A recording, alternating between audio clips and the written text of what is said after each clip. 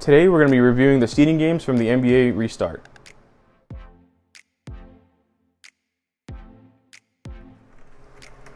Hello everyone, welcome back to HDcast episode 15. I'm your host, Hector Delgado Jr., and today on HDcast we're going to be talking about the NBA's bubble seeding games, and I'm going to be talking about my top 5 players from the bubble, as well as giving you guys my winners and losers from the bubble. So, starting off with this video, we're going to be talking about my top 5 NBA players from the restart in Orlando.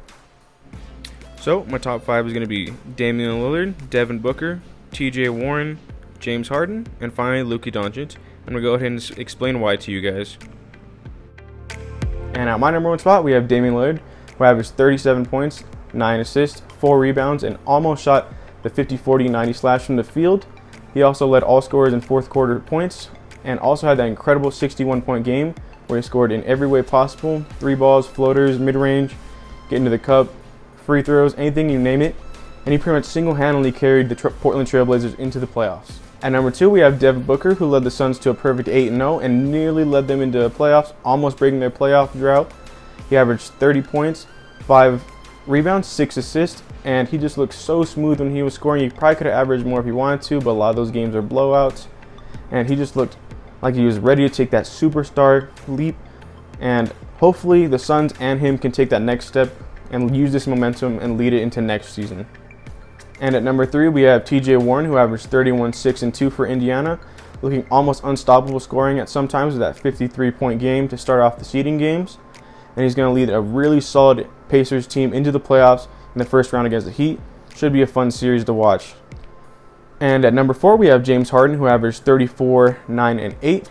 And he was just playing like his normal self with his crazy skill level, the step backs, the euros, his insane passing.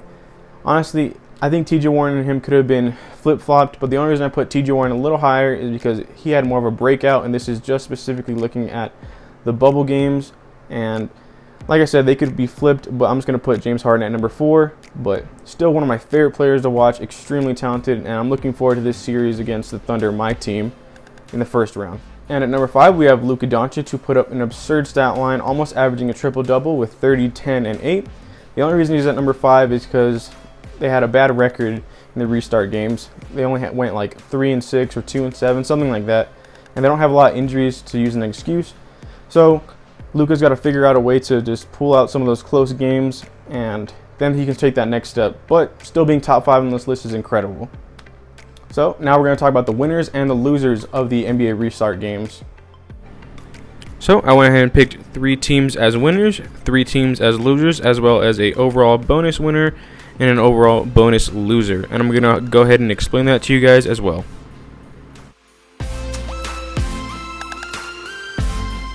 So first we're going to talk about our winners. First we're going to talk about the Suns and the Blazers, because they're in the same situation almost. In a regular season, I really questioned whether or not they would have made the playoffs. But with this bubble, they played incredible and both put themselves in playoff conversations. The Suns, unfortunately, even though going 8-0, couldn't make the playoffs, but hopefully this leads into some momentum for next season. As for the Blazers, they're a playoff team now, which honestly I was really excited about because I love Damian Lillard. On to our next winner, we have the Toronto Raptors, who looked incredible as they have all season. They look like real legit title contenders. They look really serious to repeat, and I'm really excited to watch them in the playoffs. They're a fantastic team, really well coached, and play great defense. Lastly, the overall winner is just the amazing play that we've seen. Every game was really competitive and fun to watch, especially the nationally televised games. Everything just looked super crisp, and the skill level was just crazy high. I really enjoyed watching it, and I'm looking forward to see what happens in the playoffs. So first on to our losers.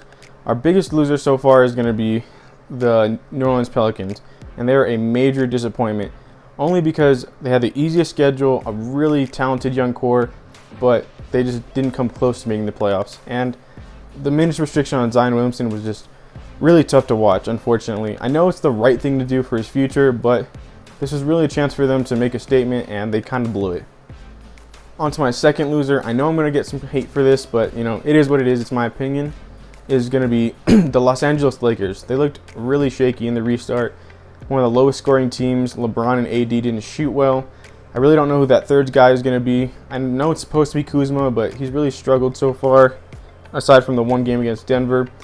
And I really don't know, especially now that they're going to face Damian Lillard, who's going to guard him and CJ. I think they're going to win the series still because that's how talented LeBron and AD are. But I don't know, it's going to be a tough one, especially after looking how they look so far. The next loser is going to be the Jazz. They are a really solid team, but losing Bogdanovic before the restart and just looking kind of shaky so far, they're really going to be the weakest link in the West, and they're going to get knocked out pretty quick. And after seeing just Rudy Gobert and Donovan Mitchell play, I'm not super sure that this is going to be a duo that's going to win a championship. So maybe they're going to restart in the next couple years. I think Donovan Mitchell's a star, but they got to find someone else to help him out. And I think the bubble kind of showed that. And our biggest loser, unfortunately, is going to be the injuries that happened in the restart. With Ben Simmons, he hurt his knee. He's going to be out for a few weeks. Who knows if he's going to come back for the playoffs. Jaren Jackson Jr., he tore off his meniscus, and he's going to be out for quite a while. And the biggest injury that we had was Jonathan Isaac, who really tore up his ACL. He's going to be out for a year.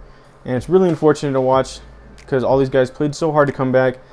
And just the weird timing of it maybe contributed to these injuries. I don't know, but it just was tough to watch. I know injuries are a part of the game, but it just felt a little bit different. Maybe these injuries wouldn't have happened in the regular season. So, on to my question of the day.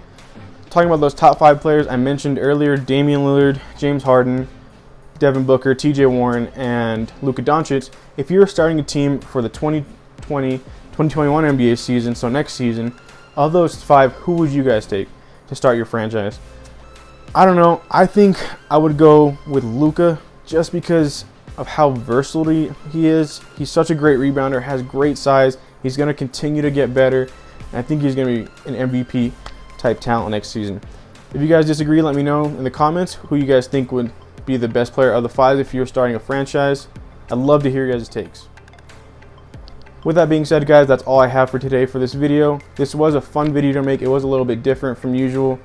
Let me know if you guys liked it. Also, if you guys did, give it a like. Please share the video, subscribe if you haven't, comment, and thank you guys for watching. I'll talk to you guys soon.